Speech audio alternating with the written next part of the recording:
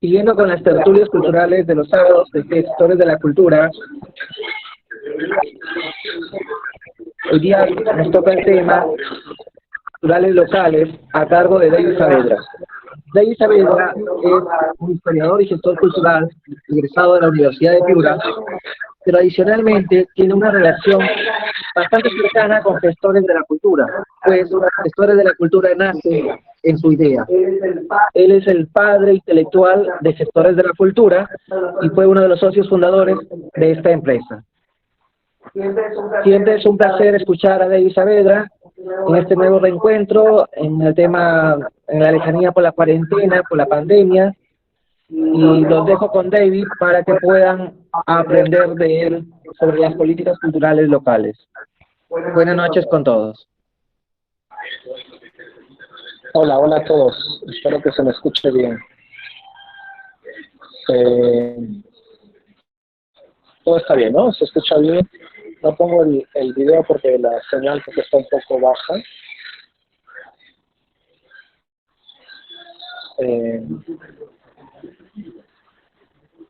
Y si todo está bien, bueno, podemos empezar comentando el tema de hoy, ¿no?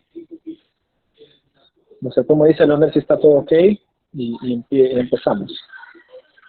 Sí, se escucha bien, David, se escucha bien. Ya, listo.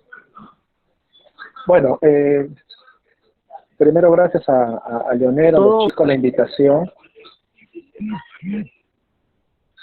Y bueno, paso a comentar brevemente las ideas que tenía pensadas compartir hoy relacionadas a políticas culturales locales. Sí, bueno, paso a comentar el tema que nos convoca hoy día, que es sobre políticas culturales locales. Y para introducirlo quiero comentar brevemente el tema nacional, en el sentido de si es que hemos rastreado un poco el trabajo que se habían ido haciendo desde el Ministerio de Cultura.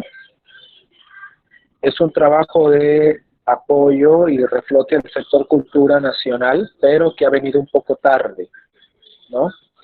Y lo traigo a colación porque cuando nosotros hablamos de algo que tiene que ver con políticas públicas, estamos hablando de algo que se establece en un momento determinado y comienza a ser un proceso que sigue un derrotero, un curso, ¿no? Y entonces allí surge la pregunta de ¿desde cuándo implementar o cómo implementar políticas públicas? Porque si hablamos de políticas culturales, es como si hablásemos también de políticas de salud, políticas urbanas, políticas económicas. Es decir, al hablar de políticas culturales no estamos hablando simplemente de algo que es distinto al resto de las decisiones públicas que se hacen tanto a nivel nacional como subnacional, ¿no? Regional o local. Estamos hablando de un conjunto de decisiones, de procesos que se toman para trabajar el tema del sector creativo, que pueden ser las artes, pueden ser el patrimonio inmaterial, las festividades, como también el sector cultural, como puede ser los museos, pueden ser los sitios arqueológicos, pueden ser los diferentes espacios y dinámicas donde la tradición, donde la creatividad se desarrolla, la tradición y la creatividad de un lugar. Pero ojo, y ahí viene el debate que quisiera compartir con ustedes, ¿no? Que si en el sector salud nosotros pensamos en políticas sanitarias y a la memoria nos vienen, al hablar de políticas sanitarias nos vienen a la mente los hospitales, la labor de prevención, la labor de, por ejemplo, en estos momentos aislamiento social, de protocolos sanitarios. En el caso de las políticas culturales, no podemos reducirlas a aquello que tiene que ver estrictamente con sitios arqueológicos o con artistas. Porque aquí viene la pregunta con la cual hubiésemos empezado, pero que en estos momentos es precisa, ¿no? ¿Qué cosa es cultura? ¿O qué consideramos como cultura? ¿No? ¿Existe una cultura? ¿Existen culturas? Esta pregunta es fundamental porque desde el Estado se ha venido pensando que la cultura es toda manifestación artística, es decir, todo lenguaje artístico o todo espacio histórico arqueológico. Y entonces, toda decisión que se hace desde el ministerio o desde las instituciones culturales públicas se hacen pensando solamente en el artista o solamente en los espacios culturales como los centros arqueológicos o los museos. Sin embargo, creo yo que todos los que estamos aquí hemos compartido y hemos dado cuenta de que la idea de lo cultural no es solamente el arte, sino que lo cultural tiene que ver con la forma en que vivimos. Y si la forma en que vivimos tiene que ver también con la forma en que nos socializamos, la forma en que asumimos la relación con nuestras parejas o la relación entre hombre y mujer, o la forma en que el ciudadano asume y trabaja con el Estado, entonces lo cultural no se queda solamente en promover el arte o cuidar el patrimonio cultural, sino que tiene que ver con algo que es transversal, es decir, algo que atañe o que trabaja con otros sectores de la vida que nosotros tenemos en sociedad, ¿no? Entonces, casos muy puntuales quiero traer ahorita a colación para redondear esta idea. Uno de los grandes problemas sociales que tenemos parte precisamente de la relación que tenemos entre varón y mujer. Y uno de los problemas más fuertes y que justamente esta pandemia, esta emergencia nacional ha revelado es la violencia contra la mujer y los feminicidios. Este problema que nosotros o que algunos especialistas, algunos funcionarios, algunos políticos piensan que se va a resolver con más cárcel, con más penas, con más fiscalización, con más control, en realidad puede tener un trasfondo cultural, en el sentido en que asumimos que en nuestra cultura nosotros consideramos a la mujer una persona, un género inferior a los varones. Entonces, esta forma de pensar tiene un trasfondo cultural porque parte de una tradición que se ha venido desarrollando a lo largo de la historia. Es decir, incluso en muchas tradiciones culturales, en muchas festividades, en muchas expresiones de nuestra cultura andina, vemos esta situación. Y lo vemos también en tema, por ejemplo, tan vivo, tan alegre como puede ser la música peruana. Hay ciertas expresiones que confirman que evidentemente estamos ante un problema que es no solamente de penas o de cárcel o de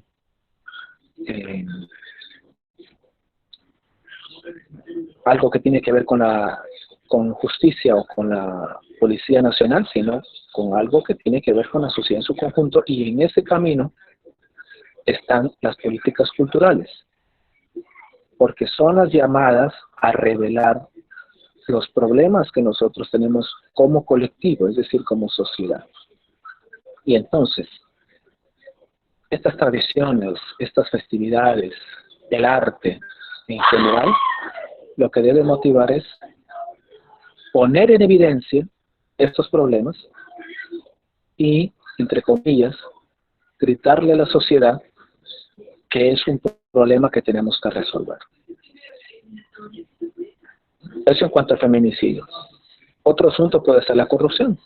Y la corrupción es una forma de relacionarnos también, que nace del compadrazgo, que nace de la relación amical y que tiene un trasfondo también histórico.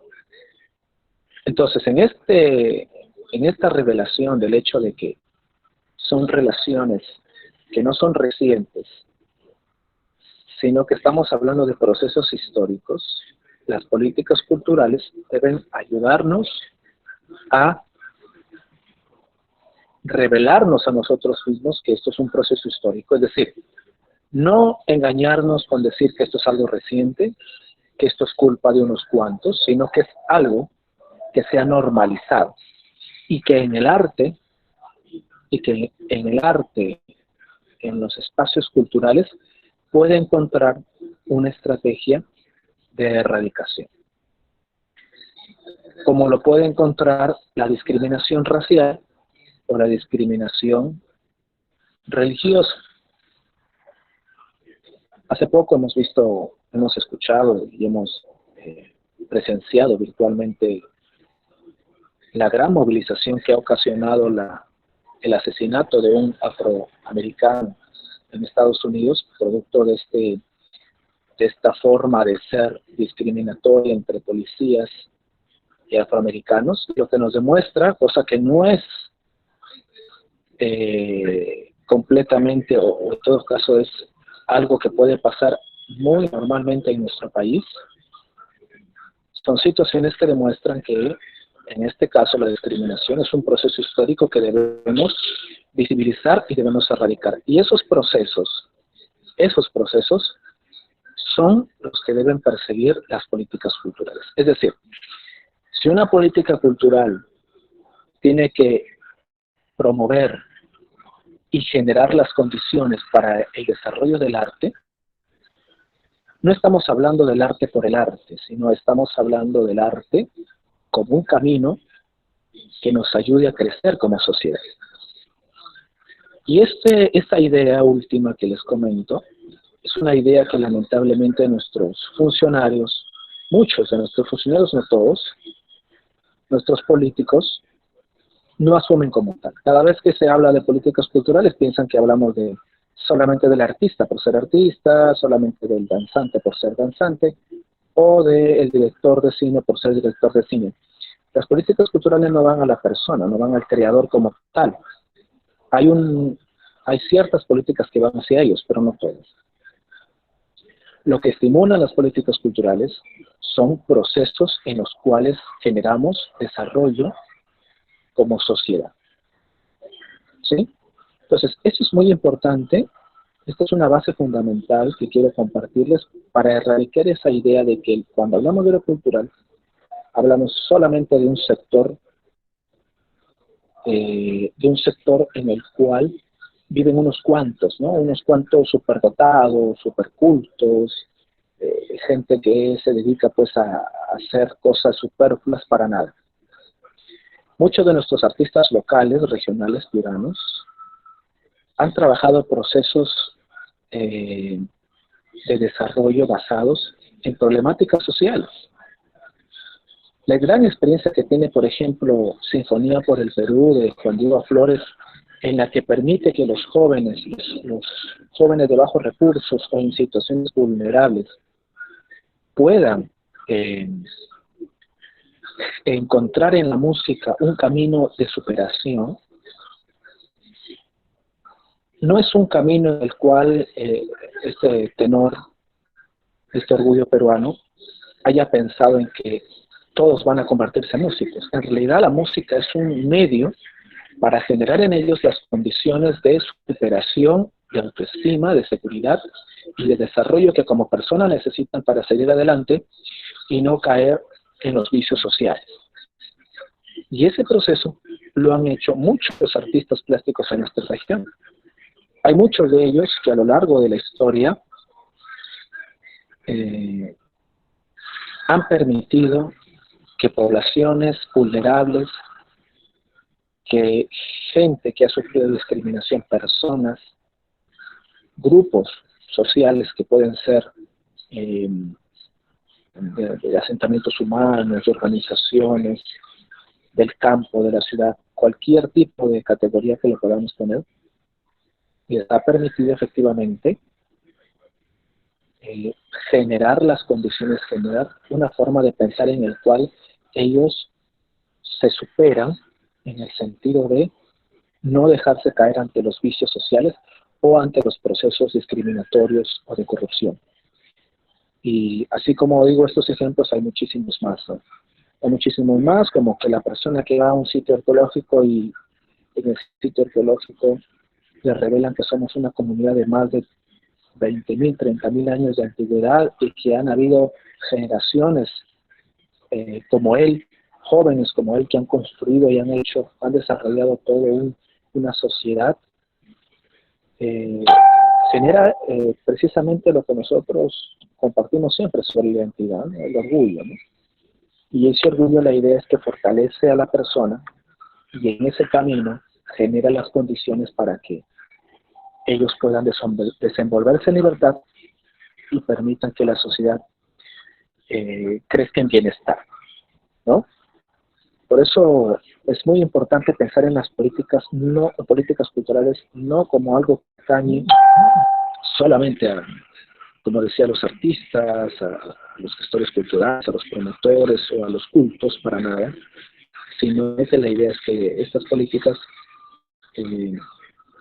son una guía, son un derrotero en las cuales nosotros generamos estrategias para que nuestra sociedad erradique aquellos problemas, aquellos vicios que tenemos como sociedad, ¿no? Y que ya compartí con ustedes: discriminación de todo tipo, corrupción, violencia contra la mujer, ¿no? E incluso temas como el medio ambiente son parte, porque las políticas culturales son transversales, ¿no? El uso sostenible de nuestros bosques no es algo simplemente que tiene que ver con el Ministerio del Ambiente, sino también el Ministerio de Cultura, las direcciones desconcentradas de cultura. Entonces, en el caso de Piura es algo muy interesante porque las políticas culturales post-pandemia están naciendo bajo dos frentes: el ciudadano y el propiamente político local. El ciudadano, ¿por qué? Porque las políticas culturales locales están motivadas y están sustentadas, o deben estar sustentadas, en la comunidad. Si lo cultural viene de la comunidad, viene de la sociedad, las políticas culturales tienen que nacer de la sociedad para que de esta manera sean sostenibles. Si los dicta alguien de escritorio, no van a servir de nada, como no serviría ninguna de las políticas de Estado, ninguna de las políticas públicas, ¿verdad? Entonces, en ese camino, lo interesante en Piura es que estamos viendo un proceso de articulación, la gente se está articulando, está generando red, para incidir en que lo que se haga a partir de ahora sean cosas validadas, sustentadas y co-creadas con la ciudadanía, con las personas, con los miembros del sector cultural. Y por otro lado, en el caso concreto de Piura Ciudad, está el proceso de planificación. Una de las políticas que ha asumido la municipalidad, el gobierno actual, es la planificación de lo cultural. Entonces, estamos en las próximas semanas, creo yo que estamos por presenciar la aprobación del Plan de Desarrollo Cultural Concertado de Piura, que es un logro en verdad extraordinario, Es la primera vez que vamos a tener este insumo político público, de gestión pública, y que el trabajo ha sido participativo. Entonces este plan la verdad que es una esperanza, y la idea es que se alimente del seguimiento de la incidencia ciudadana, ¿no? Y que va a involucrar mucho de las necesidades que tenemos como sector cultura, pero también las necesidades que tenemos como sociedad, ¿no? Piura tiene muchos problemas de violencia de género. Es una de las regiones más protagonistas de este problema. Y también de corrupción, que es otro gran problema, corrupción de Estado. Y también de vivencia urbana, de la convivencia urbana, a pesar de que es una metrópoli, bueno, digamos que entre el año pasado y este, prácticamente Piura se convirtió en una metrópoli, pero no tenemos casi ya 500 años de historia urbana, citadina, pero en realidad la vida como metrópoli no la tenemos sino un par de años. Entonces hay que cultivar la cultura urbana, y eso también es otro reto. Entonces, eso es lo que podría yo compartir como modo de introducción, para luego preguntarnos e ir generando debate sobre la idea de qué son las políticas culturales locales, para qué sirven y cómo van a servir luego de la pandemia y del estado de emergencia en el que estamos, ¿no? Entonces, bueno, creo yo que doy pie a los comentarios, al debate, para un poco conversar y no ser un monótono de una intervención. ¿Sí? ¿Tienen? Sí. Davis, buenas noches. Te saluda Iris Vázquez. Buenas noches, Kevin, Leonel. Buenas noches todos los que integran esta reunión. Veo algunos jóvenes de la UNF y por ahí también a mi amigo Kango. Bueno, felicitaciones por esta actividad que estás organizando semana tras semana, ¿no? Con temas de cultura. Yo quería un poquito también compartir algo en relación a las políticas culturales, ¿no? Nuestro país tiene un Ministerio de Cultura desde el año 2010, ¿no? En la época de el señor Alan García se constitucionalizó, ¿no? Sin embargo, a partir de ahí hasta la actualidad no tenemos nuevas políticas culturales, pero sí están ya en un tercer borrador para que sean aprobadas y ya difundidas a nivel de nuestro país, ¿no? Sin embargo, es importante tener en cuenta que se necesitan otros documentos eh, de corte de gestión política para que permitan organizar las actividades que se tienen y también sumar a las políticas generales, ¿no? Sin embargo, conozco tu trabajo desde hace mucho tiempo y sé que estás impulsando estos documentos de gestión que son muy valiosos y que apoyan y aportan a estas políticas, ¿no? Asimismo, también quería comentar que existe actualmente una palabra que está muy utilizada que es framing, ¿no? Que tiene que ver mucho con la innovación social y también tiene que ver con la innovación en la inclusión. Y es un poco el camino que nos permite también organizar las políticas, pero sin embargo a veces, como comentabas, son o nacen desde un escritorio, ¿no? Y al no recoger esa problemática que está latente, no solo a nivel de regiones, sino también a nivel de provincias, creo que dista a veces a la realidad, ¿no? Pero actualmente quería compartir eso, ¿no?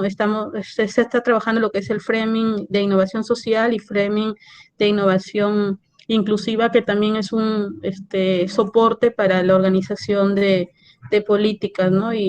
Y eso creo que va a ayudar a mejorar, ¿no? Y es importante que se aperturen estos espacios de diálogo, de reflexión, para que todos los que integran este sector también que tiene que ver con la cultura, podamos estar atentos y también aportar cuando sea necesario para que se escuche la voz, ¿no? De todas las personas que nos gusta este sector que es la cultura, ¿no? Y felicitaciones a ti, a Kevin, ¿no? Que organizan estos eventos. Quería compartir eso. Gracias Iris. Sí, tienes ahí has generado ahí un camino interesantísimo con el tema de la Política Nacional de Cultura, que justamente a nivel de Sullana nosotros motivamos un taller de políticas y eso me da pie a reflexionar con ustedes esta idea de lo que se está haciendo desde el ministerio, ¿no? El actual ministro, Alejandro Neira, ha manifestado a la Comisión de Cultura del Congreso que este documento de Política Nacional de Cultura debe estar promulgándose este mes. Pero pondría yo a debate, ¿no? La idea es que sea esto un debate, si es que este documento recoge en realidad el diálogo, la reflexión, por lo menos mínima, ¿no? Porque claro, estamos hablando de una reflexión de 30 millones de habitantes, pero por lo menos mínima en el sentido de que tenga representatividad como sociedad, ¿no? O sea, si nosotros pensamos que lo cultural nace de la gente, se desarrolla con la gente y crece con la gente, mi gran pregunta es, ¿en qué momento se le consultó a la gente cómo o cuáles deberían ser las estrategias, el derrotero que deberíamos tener como políticas culturales de cara al 2030, que ese es el derrotero que tiene, ¿no? Se han hecho unos talleres macroregionales, pero por ejemplo, y lo pongo para alimentar el debate, este documento lo que hace es un diagnóstico sobre cuántos sitios arqueológicos hay, cuáles están bien, cuáles están mal, cuántas afectaciones hay al patrimonio, cuántos museos hay, pero lo que decía de repente temprano, ¿no? O sea, si la Política Nacional de Cultura se queda en que hay que mejorar los museos, creo que estamos a la mitad del camino, porque la idea es que los museos sirven para algo. O sea, la cultura no se queda en la cultura por sí, la cultura es un espacio en el cual nos desarrollamos como sociedad. Entonces, lo interesante y en realidad lo necesario, porque eso es lo que estamos viendo, es que la Política Nacional de Cultura genere estrategias o plantee procesos para mejorar como sociedad, o sea, para erradicar la discriminación racial, cómo desarrollar transparencia en el Estado, ¿no? Por el tema de corrupción, cómo generar un diálogo y una convivencia con las comunidades nativas, que es un tema que ahora ha quedado muy revelado. O sea, el Estado y tampoco nosotros como sociedad nos hemos puesto a pensar ni a reflexionar, no hemos tomado mayor acción en esta pandemia, cómo proteger a nuestras comunidades nativas, ¿no? Si en la historia hay muchos que por ahí se rasgan el pecho diciendo que los españoles vinieron y hicieron un genocidio por las enfermedades, nosotros como sociedad ahora mismo podemos ser victimarios de estas comunidades porque no hemos generado las condiciones para que ellos puedan apoyarse en un sistema de salud pública y no les afecte el caso, por ejemplo, del COVID, ¿no? Y eso es porque pensamos que son ciudadanos de segunda categoría, como dijo, tú lo mencionaste, ¿no? El finado señor expresidente, ¿no? Y así hay una serie de casos que demuestran que en el caso concreto de la política en de cultura se piensa como un plan donde lo que hay que hacer es aumentar museos, lo que hay que hacer es aumentar teatros, hay que aumentar bibliotecas, pero más bien yo iría por el camino de preguntarnos ¿para qué? ¿No? O sea, ese proceso tiene que preguntarse el para qué, porque si no, aquellos que critican a veces de manera maliciosa al sector o a los que trabajamos en el tema de gestión cultural, nos dicen, bueno, el teatro por el teatro no sirve. Y sabemos, los que al menos tenemos un mayor conocimiento o hemos practicado algún arte, que el arte en sí cultiva a la persona, pero en un primer momento lo que hace es generar condiciones para que la gente se sienta motivada a las prácticas artísticas, porque estas prácticas artísticas mejoran su autoestima, mejoran su capacidad de retención, mejoran sus capacidades de estudio, su intelecto, su vida, la vida saludable en general, ¿no? Entonces, pero esto que comparto ahora mismo, muchos funcionarios no lo logran ver, ¿no? Y cuando tú ves este documento de la política nacional, francamente lo que ves es como si fuera un listado de cosas que están allí y que todo tiene que ir a más porque tiene que ir a más, ¿no? Entonces, y en el caso de las comunas locales, también va por ese tema, ¿no? Por ese derrotero, ¿no?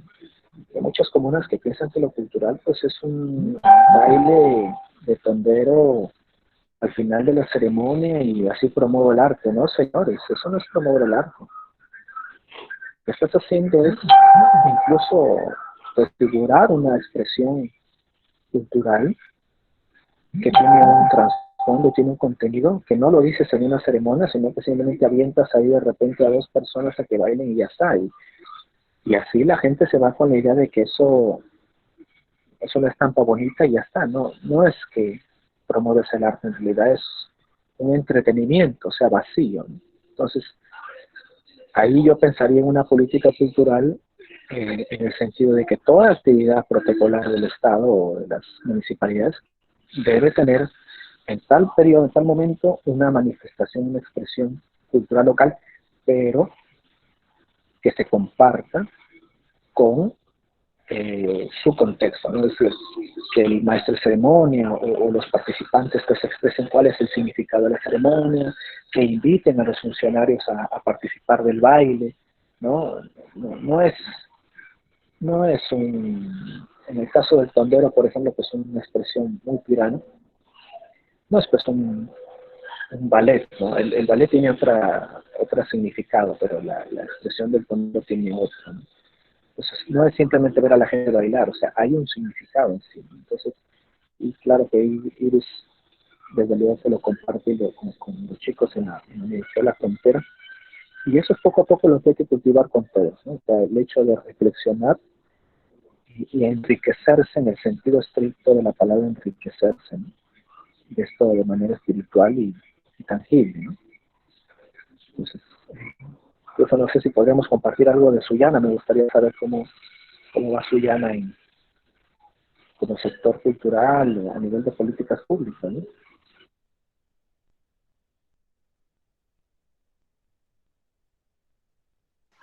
Buenas noches, David. Una pregunta. ¿Cómo cree tú o qué le recomienda a nuestros gobernantes? ¿Qué es lo que puede hacer ellos para realizar que haya una buena política cultural en nuestra sociedad? Gracias, Kevin, por la pregunta. Yo, de lo poco que he tenido experiencias, yo empezaría por sentarnos en la mesa, yo como representante político, es decir, el alcalde, el consejo, y transparentar y sincerar de manera horizontal, sentarnos y juntos, al menos los representantes del sector, sentarnos y decir, queremos un nuevo panorama, queremos mejorar como sociedad. Y lo vamos a hacer a través de políticas, pero políticas que sean transversales. Y allí va a salir sí o sí la cultura, o lo cultural, ¿no? Y eso va a partir por un proceso transparente de diálogo. Y en ese diálogo se va a necesitar planificación. Y en esa planificación se van a generar las condiciones para que toda acción, todo proceso que se quiera motivar, se haga de manera planificada. O sea, si una de las cosas que hemos aprendido en estos años, en cuanto a lo cultural, es que, al igual que en otros sectores de la economía y otros sectores productivos y de la sociedad, no podemos avanzar sin una guía. Y esa guía es un plan, pero ese plan no nace en un escritorio, sino que nace del diálogo. O sea, si de las políticas públicas del Estado, la que tiene que tener mayor diálogo, la que tiene que tener mayor debate, mayor transparencia y horizontalidad, es lo cultural, porque si no, eso queda como un documento vacío, como un documento bonito allí, y si es que la política de salud o la política educativa o el plan educativo se queda encerrado en un escritorio, en un cajón allí, ya imaginemos cómo quedaría lo cultural. Entonces, en la medida en que es transversal, debemos generar el diálogo, y el diálogo por sí solo va a buscar la planificación. Y es en la planificación en la que se va a orientar el cambio que estamos pidiendo, ¿no? Y evidentemente en este camino necesitamos voluntad política. O sea, el tema de presupuestos, pero más allá de presupuestos, el tema de gestión, o sea, de la gente que se mueve por impulsar los procesos, más allá de que tengan ellos dinero, porque se puede buscar en otro lugar, parte de una decisión política. Yo pongo al funcionario tal, manejo el equipo tal, porque sé que aunque la poca inversión que pueda destinar a esto, yo sé que ellos van a tener, están en la capacidad para impulsar el proceso, porque lo pueden buscar recursos en diferentes líneas. David, una pregunta. Sí. Respecto a la participación ciudadana en la generación de políticas culturales, ¿cuál crees que sea el camino recomendado para que el ciudadano de a pie empiece en esa participación de la política cultural local y nacional? Porque usualmente se ve excluido, y como tampoco es que tenga un conocimiento muy específico al respecto, puede colaborar mucho, pero desde tu perspectiva, ¿cómo es que este ciudadano de a pie puede colaborar o contribuir con las políticas culturales de nuestro país, de nuestra localidad? Y bueno, yo creo que estamos en el momento más propicio, en el momento, yo diría que no ha habido mejor momento en mucho tiempo para impulsar precisamente la participación ciudadana en las políticas culturales. Ahora mismo, como comentaba en lo primero que conversábamos, hay todo un movimiento de articulación, de demanda ciudadana ahora mismo, y no estoy hablando a nivel nacional, sino simplemente local. Los artistas, gestores culturales, promotores sociales se han unido, han generado una red, se acaba de generar una red regional de artistas y gestores culturales de Piura, y con esta base, esta red, o sea, de la participación ciudadana de estos actores y agentes culturales, podemos, si la decisión política es impulsarlo, si es impulsar políticas de desarrollo cultural, podemos alimentarnos, podemos traer, podemos invitar y motivar, por ejemplo, a las Juvecos, ¿no? Las Juvecos son ahí un espacio bastante interesante de trabajo local y vecinal. Y tenemos esta fuerza humana. Alimentada a las Juvecos, creo que nos va a dar o sea, hay un camino muy potente, muy prometedor, si es que lo asumimos de esa manera. Pero ojo, a estos Juvecos no le vamos a hablar en clave arte contemporáneo, no le vamos a hablar en arte abstracto, no le vamos a hablar de... No, o sea, y traigo a colación la idea que vengo reforzando, ¿no? Con los Juvecos el trabajo viene a partir de la problemática social, porque es la problemática social en la que el arte y la cultura encuentran el espacio para visibilizarse y para entenderse entre todos. Entonces, por ejemplo, el pandillaje, ¿no? Puede haber puede haber problemas en una organización tal, en un asentamiento humano tal, que uno de los mayores problemas es el pandillaje. Ahora, el proceso de reflexión sociocultural parte por la pregunta, ¿por qué ocurre esto? Y entonces vamos a encontrar problemas educativos, familiares, los chicos no quieren distraerse, y entonces así se empieza a tejer de manera muy primigenia, muy primaria, la necesidad de el desarrollo espiritual. O sea, los chicos necesitan un espacio para poder cultivar sus inquietudes, y de repente pues puede surgir una iniciativa de una escuela de DJs, una escuela de arte mural, un trabajo ligado a prácticas deportivas, un trabajo ligado a cine local, a cine comunal. Es decir, Las políticas culturales no pueden ser pensadas desde arriba, tienen que ser pensadas desde abajo para que tengan sostenibilidad y para que la ciudadanía se involucre. O sea, la ciudadanía ahorita no se involucra porque el Estado, y también es error de muchos de nosotros como gestores culturales, pensamos en que la gente asume las cosas como si nosotros fuéramos los grandes especialistas, ¿no? Esto no es minería, ¿no? En minería sí, el geólogo tiene que decirnos que esto es hierro, esto es una eh, formación rocosa de tal, del cuaternario, no sé cuánto, pero a nivel de gestión cultural, a nivel de sociedad, un trabajo con las personas no se puede hacer así. O sea, la persona hay que considerarla desde su propia condición en su entorno. Y eso se construye de abajo hacia arriba, ¿no? Si es así, y en este momento, que este es un momento preciso en verdad, yo creo que vamos a tener un derrotero bastante potente, interesante, lo que ya quisiéramos que se logre, pero el camino es ese y la mayor de las experiencias de las cercanas es Colombia. Así partió el proceso colombiano y creo yo que estamos en condiciones para seguir ese ejemplo, ¿no? David, quería aportar unas ideas también. Has comentado algo muy interesante, ¿no? Que tiene que ver con recoger esa problemática, ¿no? Hace un par de semanas yo estuve en un conversatorio justo con el ministro de Cultura, ¿no? El señor Alejandro Neira, y él nos comentaba que este proceso para poder sacar, digamos, adelante la política que va a regir ya para nuestro país, ¿no? Hacia el 2030, él contaba pues que estas políticas han nacido desde el año 2017, nos decía, desde febrero del 2017 ha venido desarrollando todo un proceso, ¿no? Pero también ha sido muy dañino para el sector cultura en nuestro país el que se hayan cambiado, creo, más de 5 ministros, ¿no?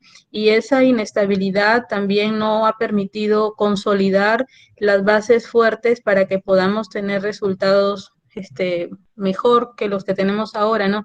Yo incluso le observaba al ministro que si es que el Ministerio de Cultura dentro de su esquema organizacional tenía alguna oficina que se encargue de hacer investigación de los resultados de ese dinero que se invierte, porque no son 1.000 ni 2.000, no son millones al año, porque también cuando uno hace un diagnóstico te permite ver y te permite medir los resultados que está, el nivel de impacto que está teniendo la cultura en nuestro país para luego poder mejorar y poder seguir las fases que corresponden, ¿no? Y efectivamente el ministro asumió de que no tenía un área que se encargue de eso, pero que igual pues lo iba a considerar, ¿no? Digamos más adelante, pero sí es importante creo también eso, ¿no?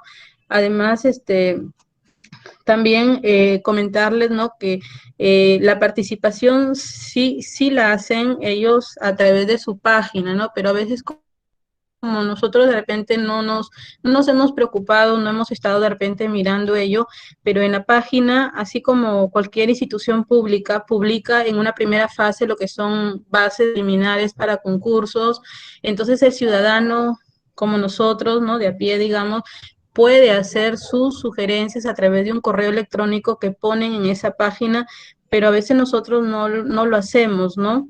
Y en este caso las políticas culturales de nuestro país que van a salir hacia muy poco, ya para próximamente, si han estado en esa fase y se cerró ya en este mes, digamos esa fase para que puedan ellos integrar y consolidar para presentar y hacer toda el proceso, ¿no? Entonces sí dan esa oportunidad, pero nosotros a veces como no estamos de repente atentos, no podemos dar nuestros aportes, pero mejor es, así como tú lo estás organizando a través de colectivos que tengan esa fuerza, ese impulso, ¿no? Para poderlo hacer. Y otra cosa también es que el Ministerio de Cultura, cuando hace sus conversatorios, solo llega a regiones, ¿no?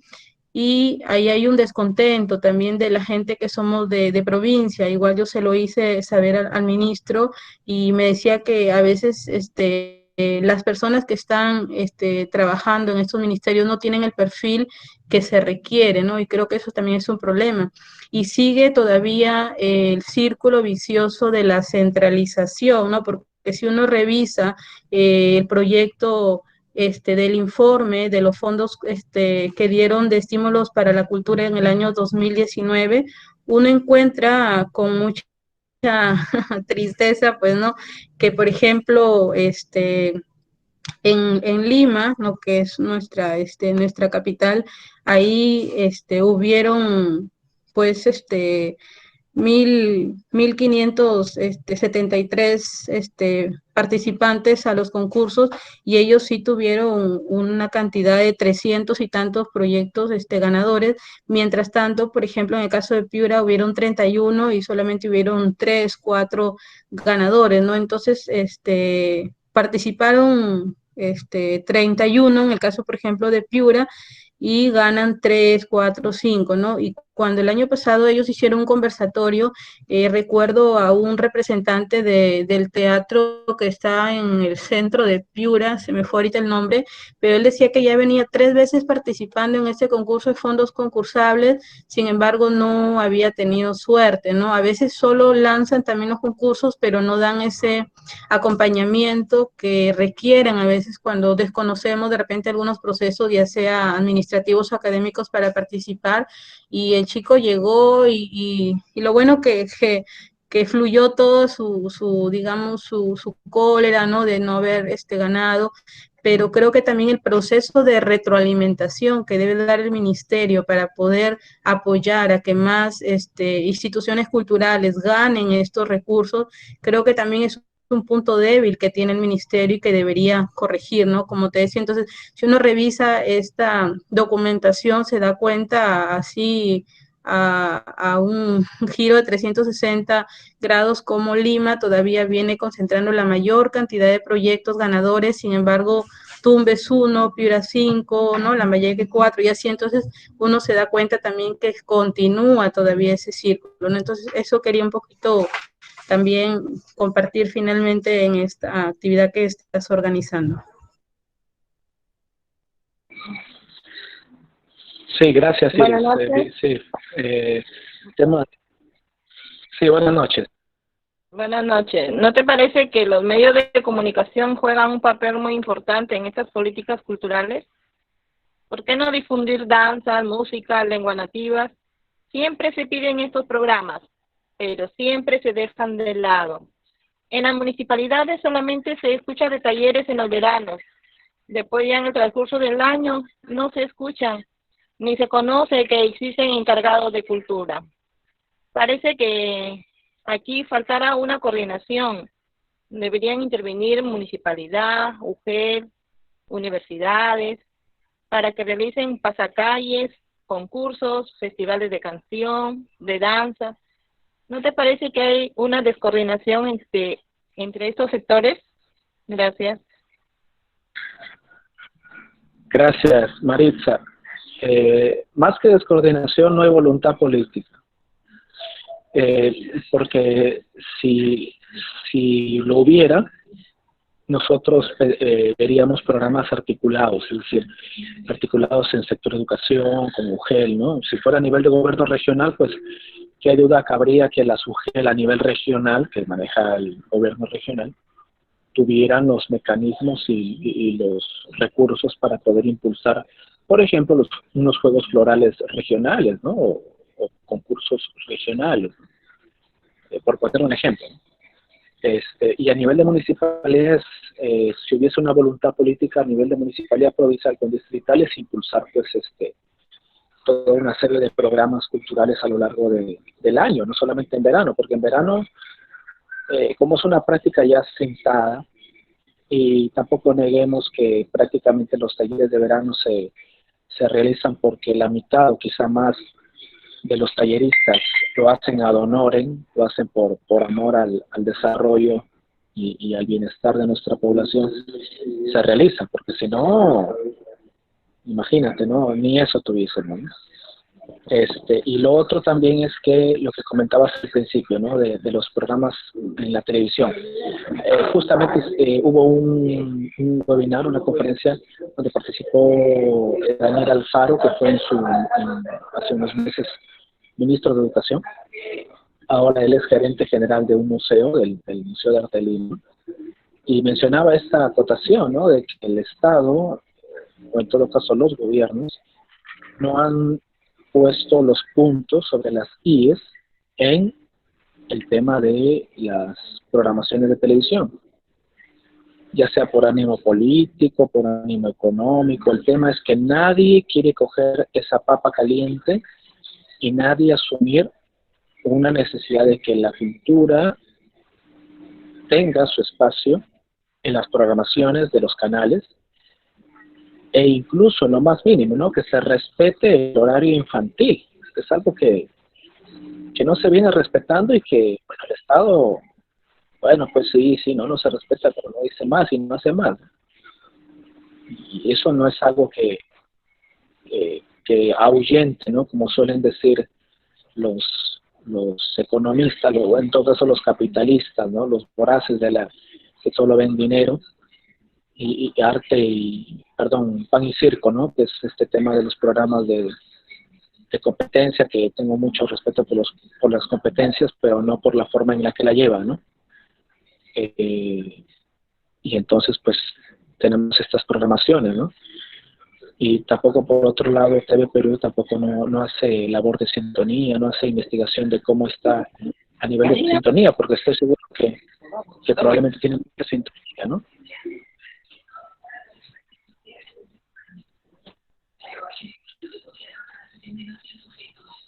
Y entonces eso, ¿no? O sea, gran parte de la tarea también es visibilizar que lo cultural vende, ¿no? Y yo creo que el caso, por ejemplo, del Perú, que tiene programas de excelente calidad, aunque centralizados, ¿no? Como comentaba también Iris, en el caso de la televisión, los medios de gobierno también están muy centralizados, pero en todo caso tiene mucha acogida, ¿no? Lamentablemente es que no se visibiliza que tienen esta acogida, entonces piensan que lo cultural no vende. ¿Por qué? Porque no aparece en la parrilla de los demás canales, pero no aparece porque no se les da la gana y quieren venderlo fácil, ¿no? Entonces, si nosotros como sociedad queremos crecer, pues habrá que incidir de distintas maneras y con distintos actores. Si el Estado al final o los gobiernos no aportan esa causa, pues yo creo que el guante está en la sociedad civil también, ¿no? O sea, digamos que es una responsabilidad compartida también, ¿no?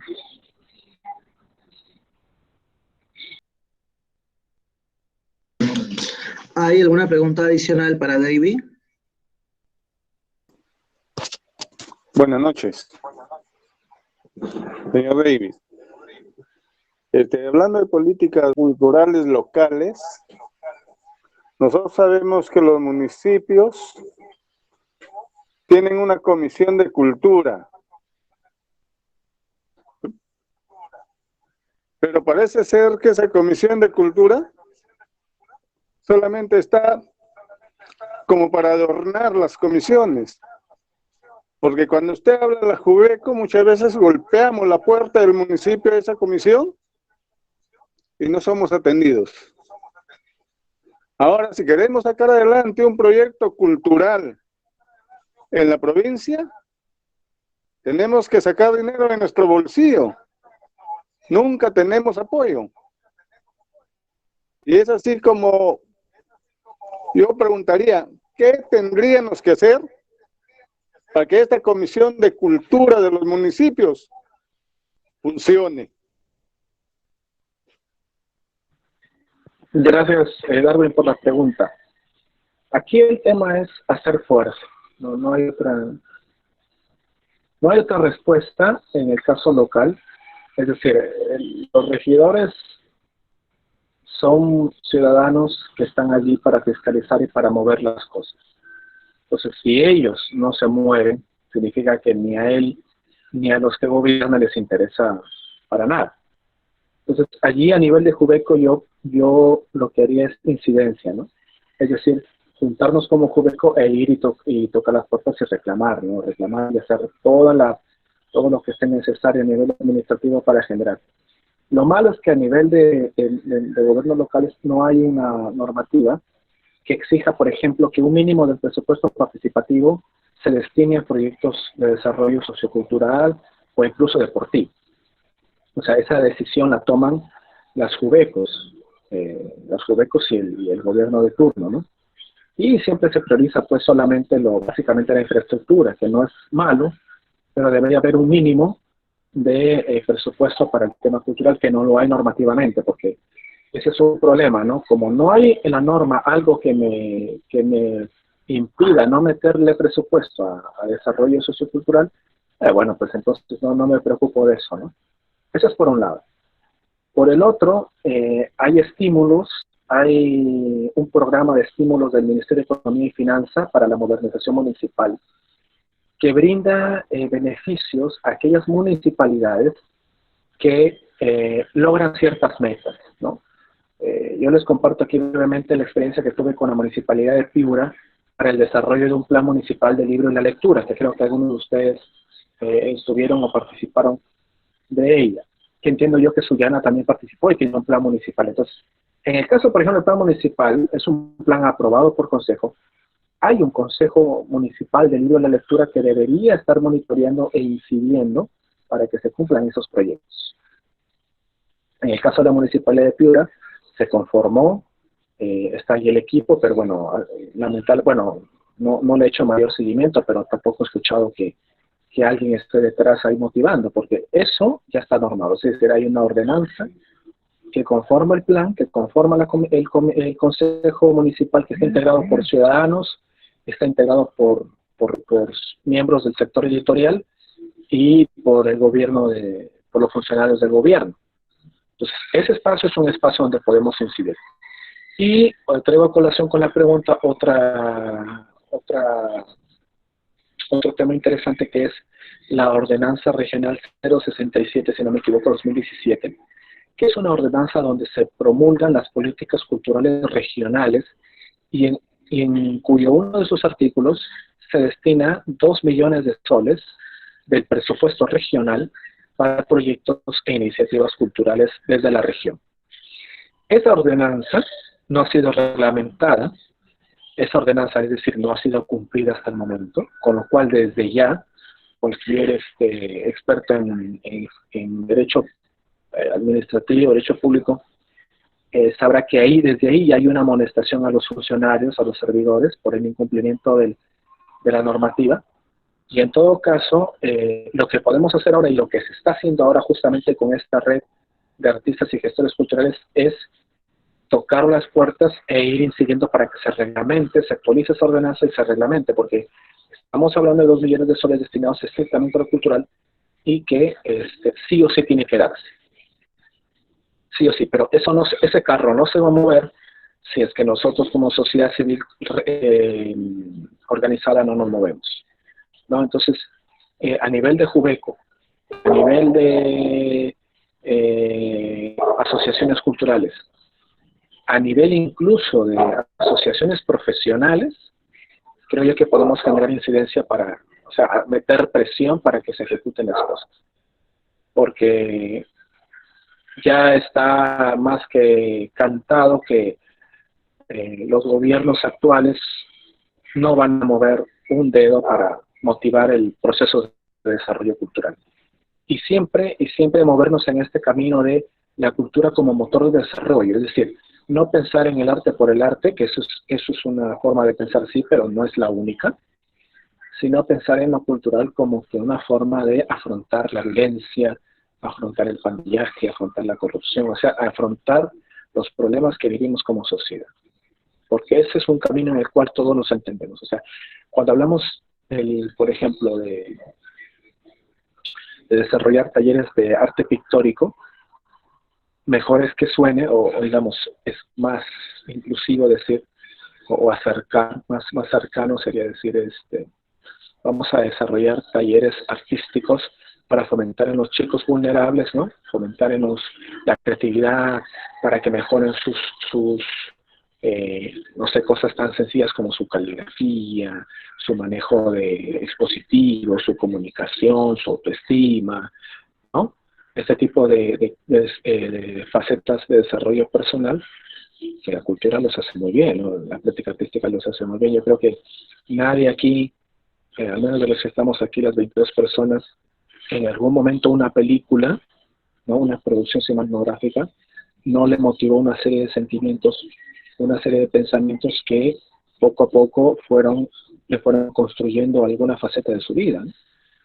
Y lo mismo puede ser de alguna serie, de alguna música, de algún género musical. Es decir, lo cultural no es algo que está en un museo, lo cultural es algo que vive con nosotros. Entonces, mientras ayudemos a nuestros vecinos, a nuestros compatriotas a que comprendan ese sentido de lo cultural y que alivia los problemas sociales, o sea, es una forma efectivísima, potentísima de generar desarrollo, yo creo que vamos a lograr más de la mitad del camino, porque lo otro ya se encargan nuestros talleristas, nuestros artistas, nuestros creadores. Gracias por la pregunta, Darwin. ¿Hay alguna pregunta adicional para David? ¿Cree usted que se deban crear talleres de cultura o desarrollo cultural en los diferentes colegios para que así haya un ambiente cultural en nuestra sociedad? Para que toda persona tenga una base, es decir, vaya creando bases desde inicial, primaria, secundaria, en todos los colegios. Definitivamente. Está comprobado a nivel intermundial que la persona cuando cultiva las artes desde muy pequeño, digamos, además de que se motiva hacia las prácticas artísticas, hacia las prácticas intelectuales, es decir, busca su desarrollo intelectual, también logra su desarrollo personal. O sea, es decir, aquellas cosas que no hace la matemática por la matemática, las hace la cultura, o la comunicación por la comunicación. Entonces, lo interesante aquí es que, por ejemplo, ¿no? Uno de los estudios de formación de públicos que se vienen trabajando mucho actualmente es, por ejemplo, el teatro, ¿no? Las artes escénicas. ¿Por qué la gente no va al teatro, ¿no? Y bueno, el más ligero puede decir, bueno, la gente no va al teatro porque es bruta, no sabe. O sea, esa es una forma torpe y en realidad poco constructiva o en todo caso destructiva de decir las cosas, ¿no? La gente no va al teatro porque no le interesa, o sea, no es de su interés, y eso no es malo ni bueno. El tema es que si es que desde pequeños cultivamos ese gusto por la representación, por la escenificación, por el gusto que hay de ver a gente que actúa, cuando va creciendo se va interesando más y va explorando más, y sin saberlo, sin querer, sin pretender serlo, se convierte en un gustoso y frecuente espectador de obras teatrales, o le gusta la escenificación, la lírica, etcétera, etcétera, ¿no? Cosas así bien gruesas del sector cultura, ¿no? Y la otra idea interesante es que lo cultural se vuelve digamos, entre comillas, a largo plazo se vuelve un vicio. O sea, la gente que consume cultura ya no puede vivir sin cultura. O sea, podemos, por ejemplo, en estos tiempos de pandemia, la gente que ha consumido teatro desde pequeño no lo va a dejar. Y no lo va a dejar no porque piense que se va a volver menos, sino porque es su gusto, es una necesidad. Cuando sumamos que la cultura se convierte en una necesidad, ahí cabe el momento de decir, oye, esto es algo que nos construye. Si la alimentación nos mantiene biológicamente vivos, lo cultural nos mantiene humanamente, personalmente humanos, ¿no? Y por eso es que al construirnos en cultura, como seres humanos, o sea, pensar en que cada persona tiene una virtud, tiene una destreza, tiene un arte, es capaz de construir. No vamos a dejar a que los ancianos mueran ahí tirados en el hospital afuera, porque como ya son ancianos, pues ya no sirve para nada, ya déjalos tirados por ahí, ¿no? O no sé, de tal comunidad, bueno, no manejan el castellano, no manejan el español, no sirven para la sociedad, entonces, bueno, se van los aventamos por ahí, o sea, no nos preocupamos de ello, ¿no? Entonces, esas cositas estas dos ideas que te he puesto son palpables ahorita mismo, ¿no? Porque justamente recordarán ustedes que salió una denuncia para el gobierno regional en la que el Hospital Santa Rosa en Piura no permitía el acceso de los ancianos a las salas de emergencia ni a las salas UCI, ¿no? ¿Y cuál era el discurso? El discurso tal cual era, ¿para qué les vamos a dar si ya están para morir? Entonces, esas cuestiones que a muchas personas les parecen lógicas, en realidad quitan todo el sentido del ser humano por el ser humano, ¿no? Y la cultura no nutre de eso, las artes, todo eso, ¿no? Entonces, yo creo que un camino es precisamente el que tú has dicho, ¿no? La escuela tiene que convertirse en un espacio de práctica, de reflexión artística, ¿no? Y si tú comienzas a cultivar ese gusto desde pequeño, no hay manera de que no te sientas motivado a seguir explorando estos caminos y consumas cultura, consumas arte hasta el fin de tus días, ¿no? No necesariamente te vas a convertir en artista, o sea, la idea no es que todos, o sea, todo el que conoce y fomenta el arte se va a convertir en artista, para nada, sino que cultiva su propia persona, ¿no? O sea, enriquece su pensamiento, su comunicación, sus habilidades blandas, ¿no? Que ahora está tan de moda las habilidades blandas. Está comprobado, se acaba de hacer un estudio en Reino Unido por el Parlamento británico preguntándose cómo es que las artes ayudan a las habilidades blandas, al desarrollo de las habilidades blandas en los universitarios, ¿no? Y en esos primeros años laborales. Y la comprobación es completamente afirmativa, ¿no? Las artes son una gran diferencial. La práctica artística marca una diferencia entre aquel que no es capaz de comunicarse de manera efectiva y aquel que lo hace y que logra los mejores puestos laborales. Entonces, ahí hay una evidencia más que palpable, ¿no? Gracias, Kevin, por la pregunta.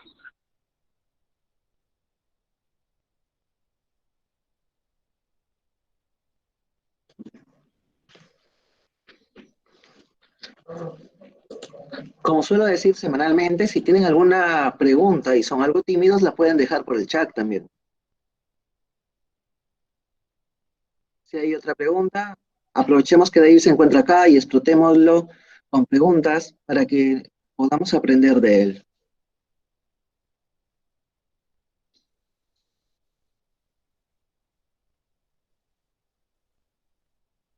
Sí. A veces nosotros les cuidamos a nuestros ancianos que tienen experiencia, eso de la cultura, que a veces cuentan cuentos a los nietos, hijos, y a veces nosotros ya no los descuidamos ya. Debemos cuidado para que siga transmitiendo los mensajes a los muchachos y no muere esa tradición tan bonita que pocas personas viven en su hogar. Gracias. Gracias, Darwin. Sí, efectivamente la experiencia de vida, creo yo que todos hemos compartido alguna conversación con una persona mayor, y la experiencia de vida es algo que te da un aprendizaje como persona fabuloso, ¿no? Entonces, si a nivel personal es enriquecedor, imagínense desde la experiencia cultural, ¿no? Yo he tenido oportunidad de hacer investigaciones con gente que me triplica la edad, y en verdad es un aprendizaje, digamos, social bastante interesante, porque te das cuenta de que la forma de pensar de los que te rodean no significa que como tengan la misma edad es es la única o es la general, ¿no? Y que cada persona está en medio de luchas, ¿no? Está en medio de luchas, está en medio de proyectos de vida, y cuando tú lo escuchas a una persona anciana, una persona adulta mayor, tomas más conciencia y mayor sentido de la prudencia y la tolerancia, ¿no? Que bueno, ahí sí, Edwin tendrá mucha mayor reflexión como filósofo, pero el camino que te señala es, o sea, la práctica de conversar las tradiciones culturales, las cosas que se hacían como sociedad, como comunidad, te da un aprendizaje de vida bastante enriquecedor, ¿no? Y eso es una transmisión que la vas a compartir sí o sí con los que te rodean, y más con las personas que bueno, tu descendencia, ¿no? Como se dice, ¿no? Entonces, y eso además ayuda al tejido social, ¿no? Ayuda a generar conciencia de sociedad, a cuidarnos como parte de una comunidad, a generar lazos, ¿no? De amistad, de compañerismo, de fraternidad, de aprendizaje, ¿no? Y bueno, si vamos a un tema ya estrictamente económico, lamentablemente vivimos en una sociedad capitalista que todo lo ve monedas. Bueno, muchos de los decisores de esta sociedad viven pensando estrictamente en el dinero. También es una forma de revelarle al visitante cuál es nuestra forma de pensar, nuestros lazos comunitarios, a través de turismo, a través de proyectos turísticos, ¿no? A través de iniciativas de emprendimiento social, a través de iniciativas de emprendimiento económico, ¿no? Todo este contacto intergeneracional finalmente es positivo, ¿no? Y creo que eso es lo que también manifestaba Darwin al momento de su intervención, ¿no? Yo lo que haría a colación, un poquito para compartir con quienes nos escuchan, como reflexión final, que no, la mayoría somos jóvenes, bueno, todos somos jóvenes de espíritu, es que veamos las formas en las que nosotros como personas podemos alimentar un camino hacia algo mejor, distinto, mejor.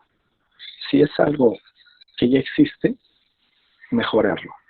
Si es algo que existe, es bueno mejorarlo. Si es algo que es problemático, genera distanciamiento, genera violencia, veamos formas de cómo desarrollar. O sea, el problema de las políticas culturales, como decía,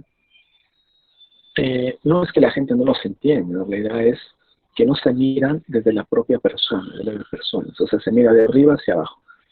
Pensemos en lo cultural desde abajo, pensemos en aquellos juegos de barrio, pensemos en aquel cine que podemos instalar un fin de semana en el barrio, donde podemos poner una película tal vez comercial, pero luego en la siguiente podemos plantear un pequeño video corto que sea motivador, o que trabaje un tema interesante que queremos trabajar. Pensemos en un taller con chicos o con aquellos muchachos pues que no tienen trabajo, de repente ver formas de entretenimiento, de práctica artística, ¿no? De mural, de limpieza, trabajo comunitario, ¿no? La minga. Es decir, formas en las que podamos generar esos lazos, ¿no? Para que la violencia poco a poco se erradique, ¿no? Desde nuestro entorno inmediato, ¿no? Sé que ahora mismo estamos metidos en este tema todavía de la emergencia de la pandemia. Estamos en pleno distanciamiento social, que ese es otro gran tema que vamos a tener que analizar y revisar como sociedad, ¿no? Los efectos del hecho de estar distanciados, ¿no? Pero no creo yo que esta práctica, por ejemplo, este momento es una práctica que se motiva al cambio, ¿no? O sea, que motiva el cambio, motiva la reflexión. O sea, el hecho de reflexionar juntos ya es un punto de de quiebre y de cambio.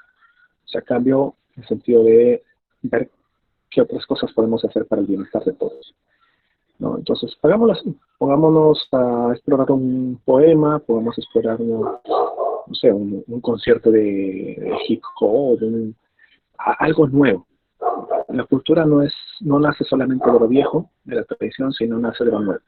Entonces, Verón debería eso, ¿no? Buscar un buen librillo, un cuento, una buena música, de repente por ahí, ahorita que tenemos un espacito y tenemos internet, ¿qué tal si vemos por ahí una ópera andina, ¿no? Un concierto de música andina, cositas así que van a ayudarnos a ver las cosas más allá de, ¿no? Más allá de, ¿no? Y ahí vamos a darnos cuenta que lo de las políticas culturales no es algo que tienen que ver los funcionarios, sino que tenemos que verlo todos, ¿no? Eso. De hecho, si no hay otra pregunta que se pueda realizar,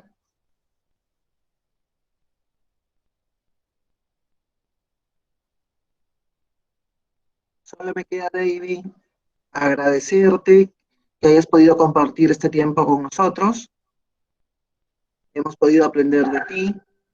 De hecho, tenía razón, el enlace de la persona con los mayores, el saber escuchar la voz de los antiguos, como decía Platón, como decía Sócrates, el poder escuchar la voz de los antiguos nos permite no solo culturizarnos, sino formarnos y poder proyectarnos también al futuro.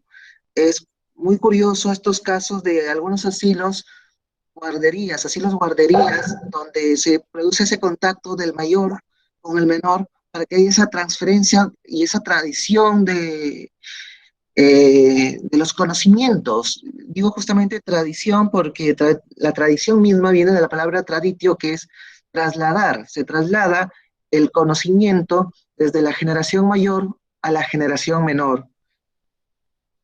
Y la labor cultural en realidad es una tarea de todos.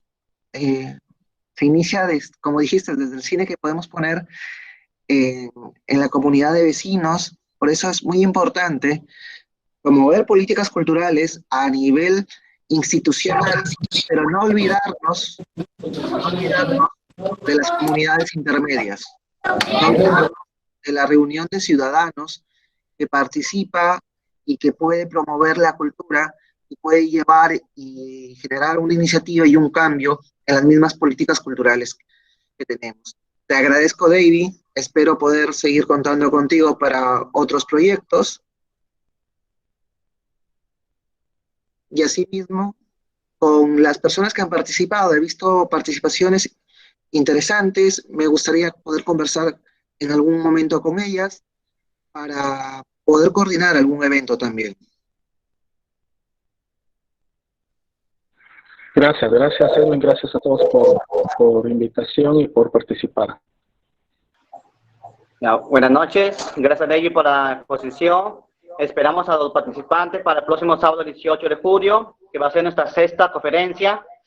El tema va a ser sobre la pesca post-pandemia, a cargo del abogado Santiago Risco. Lo esperamos, gracias por estar presente y que tengan buenas noches.